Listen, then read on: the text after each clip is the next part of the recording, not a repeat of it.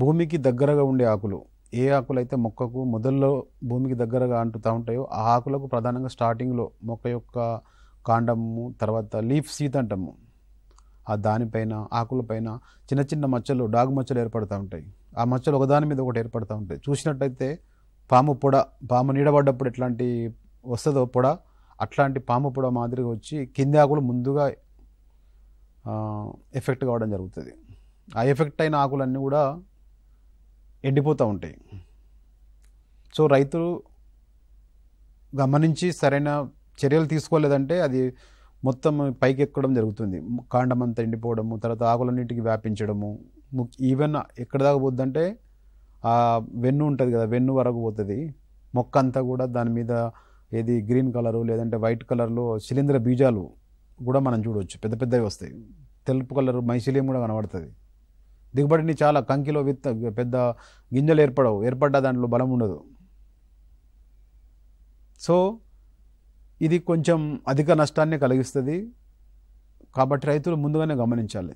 దీనికి నివారణ కూడా అంత బాగా పనిచేసే మందుల కంటే ఈ ప్రారంభ దశలో గమనించిన వెంటనే ఈ మొక్క యొక్క అడుగు ఆకులు ఉంటాయి, 2-3 ఆకులను తీసేయమని చెప్తాం. ఆ ప్రారంభ దశలో ఆ 2-3 ఆకులను తీసేసి సస్యరక్షణ చర్యలు చేపట్టినట్టయితే బాగా పనిచేస్తాయి. అది తీయకుండా మనం మందు కొట్టినా కూడా కొన్ని రోజుల్లో మళ్ళా ఆ శిలీంద్రం యాక్టివేట్ అయిపోయి మళ్ళీ మొక్కని తింటూ ఉంటుంది అన్నమాట. సో ఈ పాము పొడ తెగులు ఆశించినప్పుడు రైతులు ముందుగా మొక్క కింది భాగంలో ఉన్నటువంటి ఆకులను మొత్తం తీసి దూరంగా పాతిపెట్టాలి.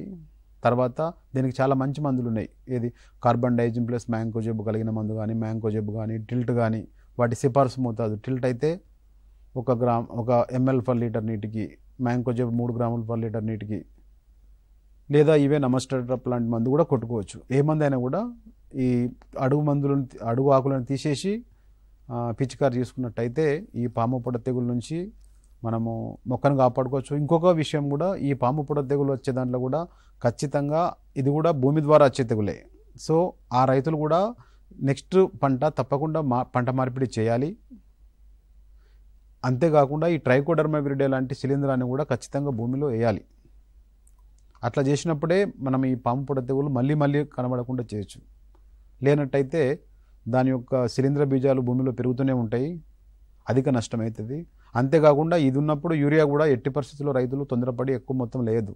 మొక్క చాలా ఫాస్ట్గా స్ప్రెడ్ అయిపోయి దిగుబడి తగ్గే అవకాశం ఉంటుంది.